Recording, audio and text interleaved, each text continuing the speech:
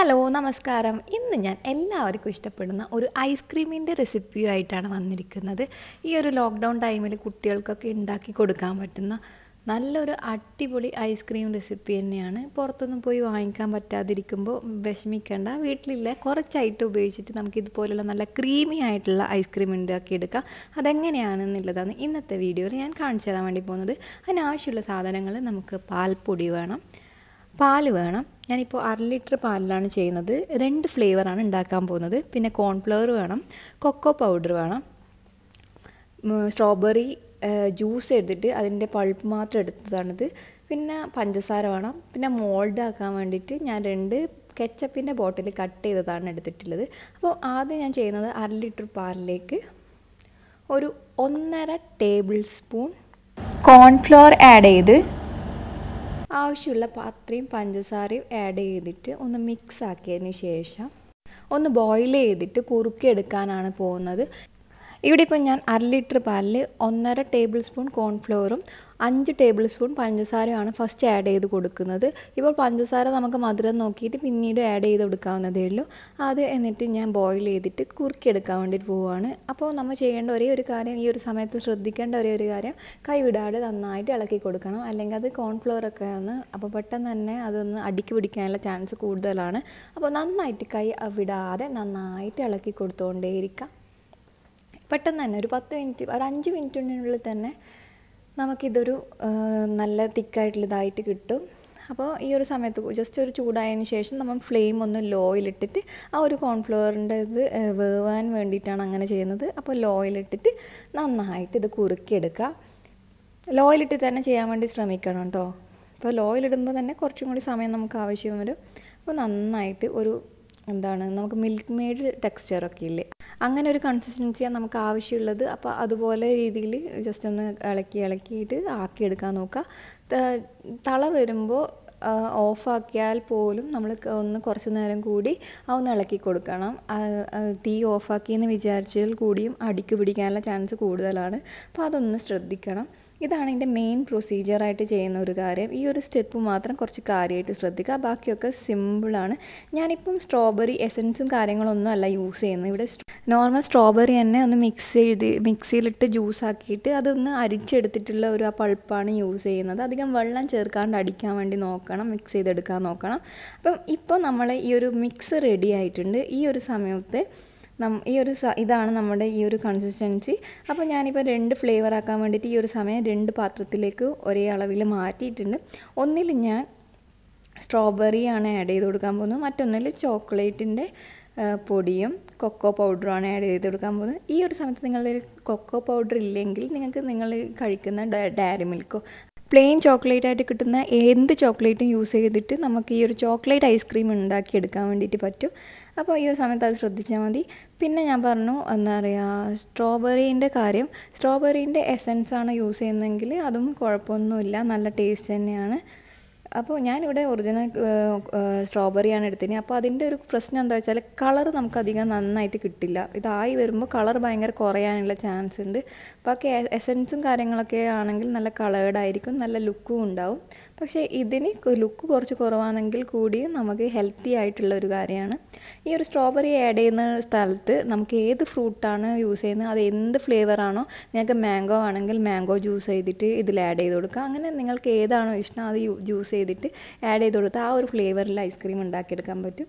അപ്പോൾ നമ്മൾ 2 mix ready ആയിട്ടുണ്ട്. ഇത് നമ്മൾ റൂം ടെമ്പറേച്ചറിലാവുന്നത് വരെ പുറത്ത് തണിയാൻ വേണ്ടിയിട്ട് വെയിറ്റ് ചെയ്യണം. അതിനുശേഷം നമ്മൾ ചെയ്യേണ്ട ഒരു കാര്യം എന്ന് വെച്ചാൽ 2 മിക്സും ഒന്ന് മിക്സിയിലിട്ടിട്ട് നന്നായിട്ടൊന്ന് അടിച്ചെടുക്കുക. ഈ ഒരു സമയത്ത് നമുക്ക് പഞ്ചസാര കുറവുണ്ടെങ്കിൽ ആഡ് ചെയ്ത് കൊടുക്കാം കേട്ടോ. ഞാനിപ്പം 1/2 ലിറ്റർ പാലിന് 8 ടേബിൾ സ്പൂൺ പഞ്ചസാരയാണ് ഓൾറെഡി എടുത്ത് വെച്ചിട്ടുണ്ടായത്. ആ 8 സ്പൂൺ പഞ്ചസാരയും ഞാൻ യൂസ് ചെയ്തിട്ടുണ്ട്.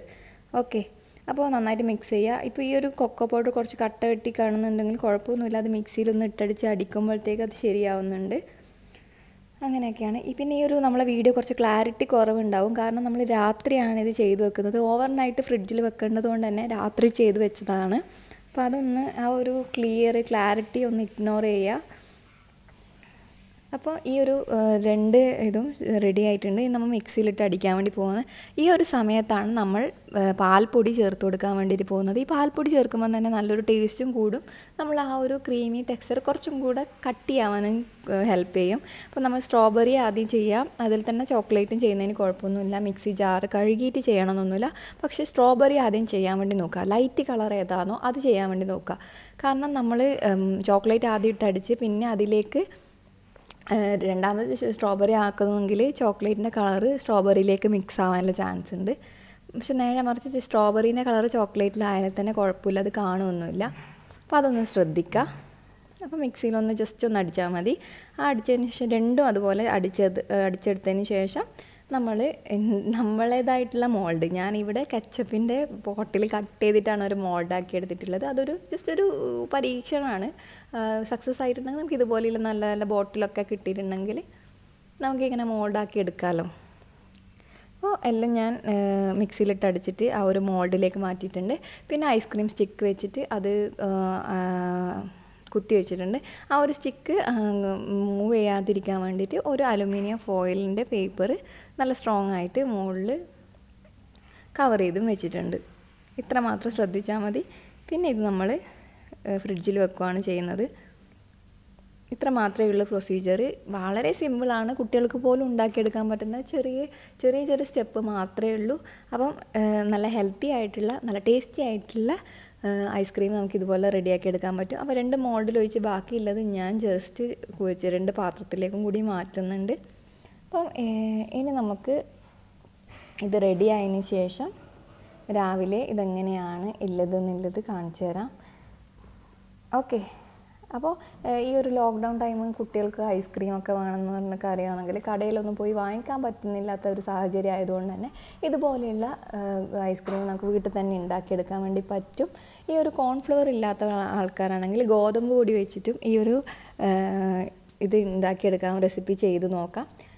അതുപോലെയുള്ള ഷേപ്പുള്ള പാത്രങ്ങളൊന്നും ഇല്ലെങ്കിൽ തന്നെ കുഴപ്പമൊന്നുമില്ല. നമ്മൾ ഐസ് ക്യൂബ് ഉണ്ടാക്കുന്ന ആ ഒരു ട്രേ ഉണ്ടല്ലോ, അതിലൊഴിച്ച് വെച്ചിട്ടും നമുക്ക് ഇതുപോലെയുള്ള നല്ല നല്ല ക്യൂട്ടായിട്ടുള്ള ഡിസൈനിൽ നമുക്ക് ഈ ഐസ്ക്രീം ചെയ്തെടുക്കാൻ വേണ്ടിയിട്ട് പറ്റും.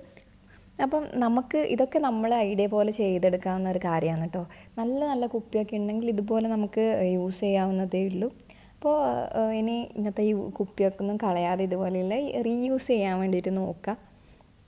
ഇത് ആ ഒരു ഷേപ്പ് കണ്ടിട്ടാണ് ഞാനിത് യൂസ് ചെയ്യാൻ വേണ്ടി വിചാരിച്ചത്. അപ്പോൾ ഞാൻ ഇന്ന് രാത്രിയാണിത് അറേഞ്ച് ചെയ്യുന്നത്. ഒരു 6 മണിക്കൂർ ടു 8 മണിക്കൂർ വരെയൊക്കെ വെക്കുകയാണെങ്കിൽ തന്നെ നല്ല രീതിയിൽ നമുക്കത് കട്ടയായിട്ട് കിട്ടും. അപ്പോൾ ഞാൻ ഈ ഒരു നൈറ്റ് ചെയ്തിട്ട് പിറ്റേ ദിവസമാണ് ഞാനിത് എടുക്കുന്നത്. അപ്പോൾ നമുക്ക് അതിൻ്റെ റിസൾട്ട് എങ്ങനെയുണ്ടെന്ന് നോക്കാം.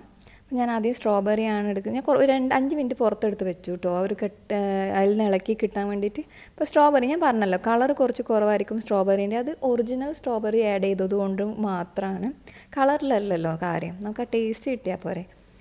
പിന്നെ ലുക്കൊക്കെ നോക്കുന്നവർക്കാണെങ്കിൽ എസൻസ് ആഡ് ചെയ്യാം. പിന്നെ ചോക്ലേറ്റും എൻ്റെ പേഴ്സണൽ അഭിപ്രായത്തിൽ ഞാൻ പറയുകയാണെങ്കിൽ ചോക്ലേറ്റാണ് എനിക്ക് ഭയങ്കരമായിട്ട് ഇഷ്ടപ്പെട്ടത്. സ്ട്രോബെറി ഒറിജിനൽ സ്ട്രോബെറി യൂസ് ചെയ്തതുകൊണ്ട് തന്നെ കുറച്ചൊരു പുളി ഉണ്ടായിന്, അല്ലാണ്ട് വേറെ കുഴപ്പമൊന്നുമില്ല. പക്ഷേ പേഴ്സണലി എൻ്റെ ഒരു അഭിപ്രായത്തിൽ എനിക്കിഷ്ടപ്പെട്ടത് ചോക്ലേറ്റാണ്. നല്ല ടേസ്റ്റായിട്ടുണ്ടായിനെന്ന് മാത്രമല്ല നല്ല വാങ്ങിച്ച ആ ഒരു ടെക്സ്ചറും കാര്യങ്ങളൊക്കെ തന്നെ കിട്ടിയിട്ടുണ്ടായിന്. അപ്പോൾ ചോക്ലേറ്റിൻ്റെ ഒരു ഡീറ്റെയിലിംഗ് വീഡിയോ ഞാൻ കാണിച്ചാൽ നല്ല ക്രീമി ആയിട്ടുള്ള ടെക്സ്ചറൊക്കെ സെയിം വാങ്ങിച്ച പോലെ തന്നെ ആയി കിട്ടിയിട്ടുണ്ട്. അപ്പോൾ എല്ലാവരും ഈ ഒരു ലോക്ക്ഡൗൺ ടൈം വീട്ടിൽ ഇതൊന്ന് പരീക്ഷിച്ച് നോക്കുക. കോൺഫ്ലവർ ഒന്നും ഇല്ലെങ്കിൽ ഗോതമ്പ് പൊടിയിൽ നമുക്ക് ചെയ്തെടുക്കാൻ പറ്റും. അപ്പോൾ ഇതുപോലെയുള്ള നല്ല നല്ല റെസിപ്പീസ് വീഡിയോ ആയിട്ട് ഇനിയും ഞാൻ വരുന്നതാണ്. എല്ലാവരും സപ്പോർട്ട് ചെയ്യുക. സബ്സ്ക്രൈബ് ചെയ്ത് കാണുന്നവരുണ്ടെങ്കിൽ സബ്സ്ക്രൈബ് ചെയ്യുക, സപ്പോർട്ട് ചെയ്യുക. See U.